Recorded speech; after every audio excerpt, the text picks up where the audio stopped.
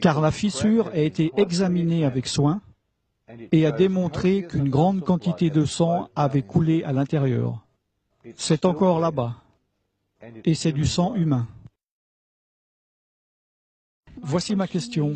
Vous avez dit que vous aviez donné le sang de notre Seigneur à être examiné par un laboratoire israélien. Quels ont été les résultats? Ok, très rapidement, hein. Du sang sec, c'est du sang mort. Tout le monde sait ça. Ils font des tests sur le sang des pharaons et des momies. Il y a certaines choses qu'ils peuvent faire, mais ils ne peuvent pas faire un compte des chromosomes. En tout cas, pas par des méthodes que je connaisse. Tout est en évolution, mais moi, je ne dis pas que je connais tout.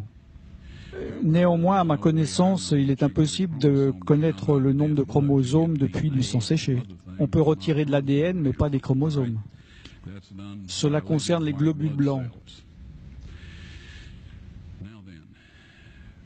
Tout d'abord, dans cette analyse, j'ai pris le sang et je l'ai amené dans un laboratoire en Israël. Je me suis renseigné avec un de mes collègues où se trouvait un bon laboratoire, digne de confiance. Ils m'ont dit, là-bas c'est bien, donc j'ai dit OK. J'ai dit, prenez ce sang, s'il vous plaît, et analysez-le, et dites-moi, qu'est-ce que vous pouvez m'en dire? Ils m'ont dit, on va le reconstituer, on va le mettre à température ambiante. Pendant 72 heures, on va le mettre dans une douce centrifugeuse. J'ai dit, super, ça c'est votre affaire, mais moi j'aimerais être là quand vous l'analyserez. Donc je suis revenu, ils l'ont analysé et ils m'ont dit, bon, c'est du sang humain, ça on peut le dire avec certitude. Ils ont fait les tests appropriés. Alors je leur ai dit, prenez un peu des cellules blanches pour une analyse et gardez-le à température du corps pour 48 heures. Ils m'ont dit, ça ne sert à rien car le sang est mort. Je leur ai dit, est-ce que, s'il vous plaît, vous pouvez quand même le faire? Et ils ont dit, OK, on le fera. J'ai dit, je veux être là quand vous le retirez et que vous l'examinerez. Je suis revenu, ils l'ont sorti, ils l'ont examiné, ils l'ont mis sous microscope. Et un technicien en a appelé un autre. Ils ont appelé leur patron. Ils parlaient en hébreu ensemble. Ils m'ont regardé et m'ont dit, Monsieur Wyatt, ce sang ne contient que 24 chromosomes. Vous voyez, chacun d'entre nous en avons 46.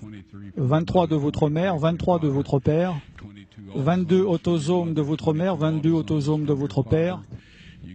Vous avez un X de votre mère et vous pouvez avoir un X ou un Y de votre père. Ce sang avait 23 chromosomes du côté de sa mère, un chromosome Y seulement.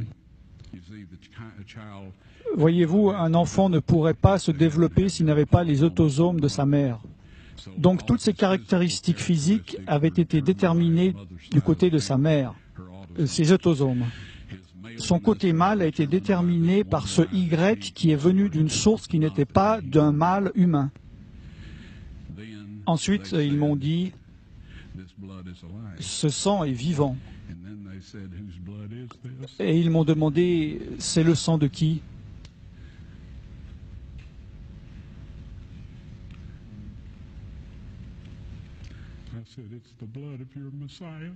J'ai dit, c'est le sang de votre Messie.